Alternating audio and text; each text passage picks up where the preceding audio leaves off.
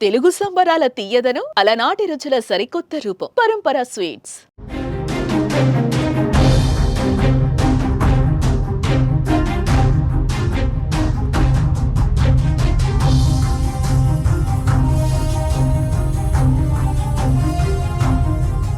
దాదాపుగా 58 రోజులు 12 సంస్థల బృందాలు, రోబోల రంగప్రవేశం, 3 షిఫ్టుల్లో పనిచేసిన కార్మికులు, ఎండనక వాననక అధికారుల పర్యవేక్షణ, ఇలా నిరంతర ప్రక్రియగా సాగిన ఎస్ఎల్పిసి సొరంగంలో సాగిన రెస్క్యూ ఆపరేషన్ ముగిసినట్లుగా తెలుస్తోంది.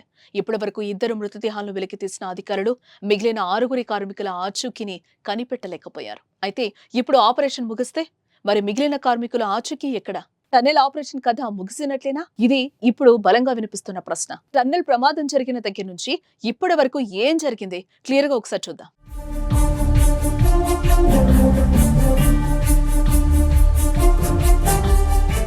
నాగర్ కర్నూలు జిల్లాలో శ్రీశైలం లెఫ్ట్ బ్యాంక్ కాలువ టన్నెల్లో ఫిబ్రవరి 22న ప్రమాదం జరిగింది. టన్నెల్లో పనులు చేస్తూ ఉండగా సొరంగం కూలడంతో అందులో 8 మంది కార్మికులు చిక్కుకున్నారు.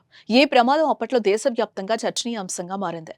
దీంతో వారిని కాపాడేందుకు ముందుకొచ్చిన తెలంగాణ ప్రభుత్వం దేశంలోనే నైపుణ్యం కలిగిన 12 సంస్థల బృందాలతో సహాయక చర్యలు చేపట్టింది. ఈ రెస్క్యూ ఆపరేషన్ లో భాగంగా మొదటగా మార్చి 9న గురుప్రీత్ సింగ్, ఆ తర్వాత మార్చి 22న ప్రాజెక్ట్ ఇంజనీర్ మనోజ్ కుమార్ మృతదేహాలను గుర్తించారు.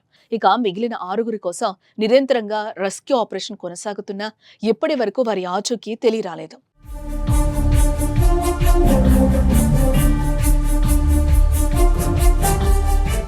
మరోపక్క టన్నెల్లో 281 మీటర్ల మేర పేరుకుపోయిన మట్టి, రాళ్లు, ప్రమాదంలో ధ్వంసమైన టన్నెల్ బోరింగ్ యంత్రం భాగాలను ఇప్పటికే బయటకు తరలించారు. మరో 43 మీటర్లను డేంజర్ జోన్ గా గుర్తించారు. ఈ జోన్ కు సమీపంలో సహాయక చర్యలు కొనసాగాయి.